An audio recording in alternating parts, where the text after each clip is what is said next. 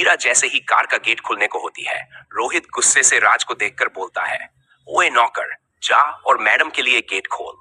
रोहित की ये बात सुनकर मीरा वहीं रुक जाती है और सोचने लगती है कि रोहित आज राज से ऐसे क्यों बात कर रहा है, जबकि पहले ऐसा नहीं था। राज, जो सिर झुकाए खड़ा था, जल्दी से आगे बढ़कर कार का पिछला दरवाजा खोलता है और सिर झुकाए मीरा से कहता है, आइए मैडम। मीरा, जो अभी तक रोहित की तरफ देख रही थी, राज की आवाज सुनकर पीछे मुड़कर उसे देखती है। राज का सिर झुका हुआ देखकर मीरा को बहुत बुरा लगता है। गुस्से में वह कार के अंदर बैठ जाती है। राज कार का दरवाजा बंद कर खुद ड्राइविंग सीट पर बैठ जाता है, जबकि रोहित राज के पास वाली सीट पर बैठता है। राज कार स्टार्ट कर घर की ओर बढ़ाता है। पीछे की सीट पर मीरा गेट के पास बैठी थी। उसके पास समीर और साइड में पूजा बैठी थी। राज कार ड्राइव करते समय साइड मिरर से मीरा को देख रहा था, लेकिन जैसे ही मीरा की नजर उस पर पड़ती, वह तुरंत सामने देखने का नाटक करने लगता। ये मीरा ने भी नोटिस किया, लेकिन उसने राज को इग्नोर कर दिया और रोहित से पूछा, रोहित भाई, अंकल आंटी कैसे हैं? रोहित ने जवाब दिया, सब अच्छे हैं। मीरा को अचानक अपने कंधे पर भार महसूस होता है। वह साइड में देखती है तो समीर कार में ही सो चुका था और उसका सिर मीरा के कंधे पर था।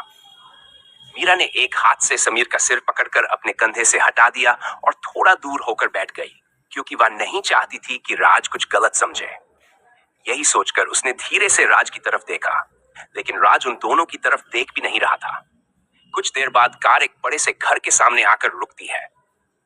घर देखकर मीरा खुश होकर कार से उतर जाती है और फिर समीर और पूजा को उठाकर बोलती है, उठो यार, हम घर पहुंच गए हैं।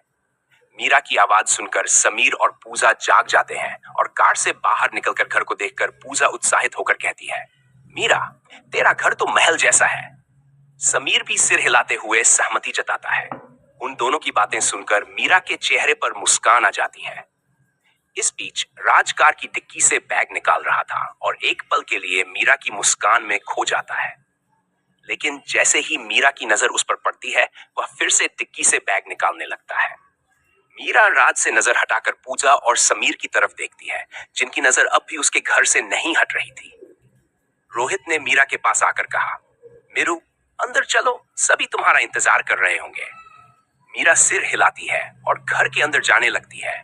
उसके पीछे पीछे समीर और पूजा भी घर के अंदर चले जाते हैं। राजकार की चाबी एक नौकर को देकर बैग लेकर घर के अंदर चला जाता है। सभी लोग घर के बड़े से गार्डन को पार करते हुए अंदर जाते हैं। जैसे ही वे अंदर पहुंचते हैं, सीढ़ियों से रोहिणी जी उतरते हुए दिखती हैं। मीरा को देखकर वे मुस्कुराते हुए कहती है, अरे मीरा बेटी, तुम आ गई। मीरा उनके पास जाकर उनके पैर छूते हुए कहती है, कैसी है आंटी? रोहिणी जी मीरा के सिर पर हाथ फेरते हुए कहती है, मैं ठीक हूं बेटा। फिर उनकी नजर समीर और पूजा पर जाती है और वे मीरा से पूछती हैं, मीरा, क्या ये दोनों तुम्हारे विदेशी दोस्त हैं? मीरा सिर हिलाते हुए जवाब देती है, जी आंटी। समीर और पूजा ने उन्हें देखते हुए कहा, नमस्ते आंटी। तभी रोहिणी जी की नजर राज पर जाती है, जो सबसे पीछे खड़ा बैग पकड़े हुए था। वह मीरा से मुस्कुराते हुए कहती है, मीरा, अब तो राज इस घर का दामाद और तुम्हारा पति है। तुम उससे नौकरों वाला काम क्यों करवा रही हो? देखो कैसे सबसे अलग खड़ा हुआ है। तुम्हें ऐसा नहीं करना चाहिए। रोहिणी जी की ये बात सुनकर मीरा राज की तरफ देखती है, जिसके हाथों में बैग थे। रोहित ने रोहिणी जी से कहा, माँ, आपको सोच समझकर बात करनी चाहिए।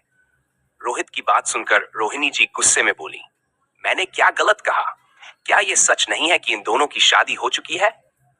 पूजा ने हैरानी से मीरा और राज की तरफ देखा और कहा, क्या सच में ये नौकर मीरा का पति है?